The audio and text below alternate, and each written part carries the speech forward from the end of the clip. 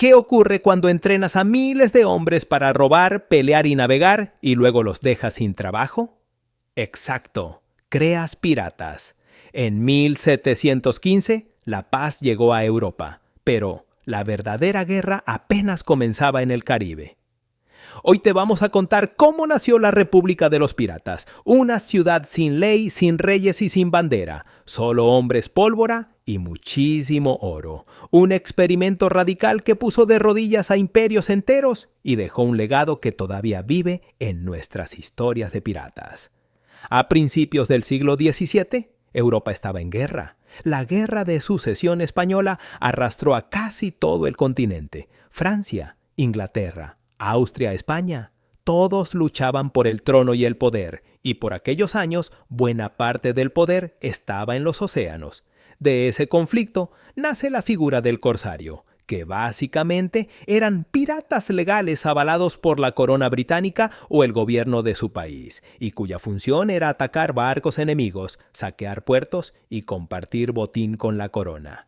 Su labor duró unos buenos años, hasta que, en 1713, todo terminó con la Paz de Utrecht, un conjunto de tratados que pusieron fin a la Guerra de Sucesión Española y redistribuyeron el poder en Europa, aliviando las tensiones entre los países. Esto provocó que los corsarios ya no fuesen necesarios para los países. Pero, lo que parecía una buena noticia, pronto se convirtió en una pesadilla. De pronto, miles de marineros quedaron desempleados y esos hombres, entrenados para el saqueo, quedaron en tierra, sin trabajo y con un solo talento: robar en el mar.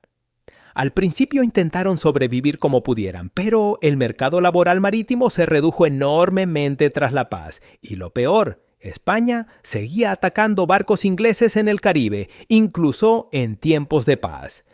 Los marineros se sintieron traicionados. El rey los había usado y luego los abandonó. La decisión fue rápida. Si nadie les paga, entonces ellos iban a buscar el dinero, y así empezó una nueva era de piratería.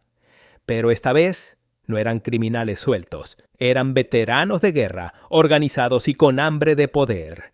En el corazón del Caribe, estos nuevos piratas encontraron lo que se convertiría en su hogar: Nassau, en las Bahamas, una isla abandonada por los británicos, sin ley, sin ejército, y con un puerto natural ideal para esconder barcos.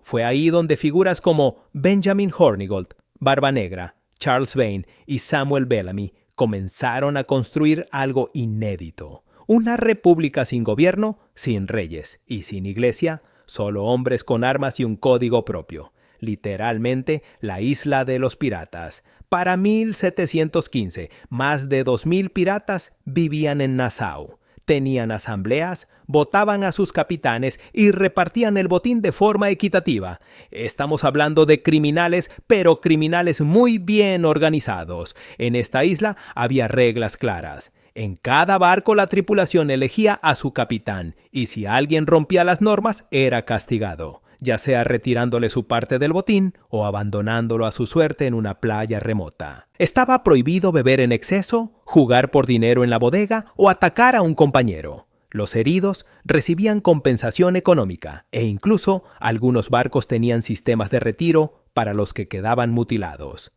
Ese mismo 1715, la suerte les sonrió, ya que dieron con uno de los botines más jugosos de la historia: una flota del Tesoro español, cargada con millones en plata y oro, naufragó frente a las costas de Florida por culpa de un huracán.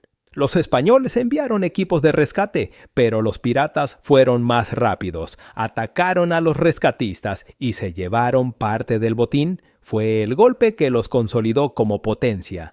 Volvieron a Nassau como verdaderos héroes, aunque obviamente el resto del mundo los consideraba criminales. La corona británica los rechazó, pero nada de eso importaba. Ellos ya tenían su propio país y los mares eran suyos. Barba Negra era el más temido dentro de su gremio, que navegaba en el icónico Queen Anne's Revenge. Se adornaba con mechas encendidas en la barba para parecer un demonio. Aterraba más por su imagen que por su violencia, y apenas veían su barco en el horizonte, Los marineros sabían que no tenían escapatoria. Charles Vane fue otra de las figuras importantes. Él no era solo apariencia, no tenía miedo de usar la violencia cuando era necesario, e incluso cuando no lo era. Si un barco se rendía tarde, lo incendiaba igual. Samuel Bellamy, en cambio, era conocido como el Robin Hood del mar. Elegante, carismático y con una educación poco común entre los piratas de su época, Bellamy rompía con el estereotipo del corsario brutal y despiadado. Siempre bien vestido y con modales refinados, se ganaba rápidamente el respeto y la admiración tanto de su tripulación como de sus enemigos. Calico Jack Rackham es recordado por sus coloridas ropas y por su relación con Anne Bonny, una mujer pirata que rompió todos los moldes. Junto a ella también navegaba Mary Read, otra mujer disfrazada de hombre con la que peleaba codo a codo. Y luego está Stede Bonnet, un aristócrata que dejó su fortuna para convertirse en pirata aún sin saber navegar. Una figura trágica, torpe, pero carismática, y muy amigo de Barba Negra, lo cual le valió para ser parte de la época de oro de los piratas. A diferencia de lo que muchos creen, los piratas no querían pelear todo el tiempo.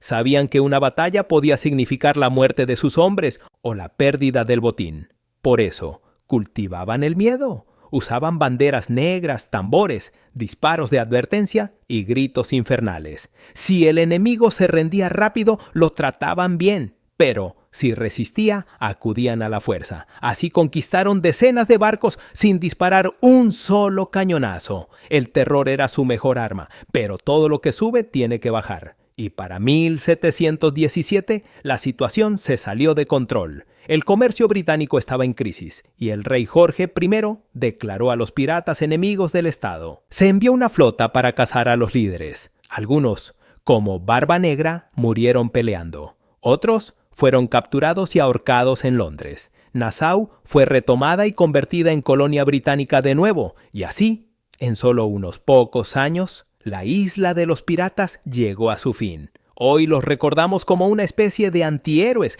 pero sobre todo como una advertencia. Cuando el sistema falla, la gente construye el suyo. ¿Cuál de estos piratas te parece más increíble? ¿Te imaginas viviendo en Nassau por aquellos años? Deja tu opinión en los comentarios, deja tu like y suscríbete al canal para que no te pierdas ninguna novedad y muchas gracias por llegar hasta aquí. Nos vemos en un próximo video.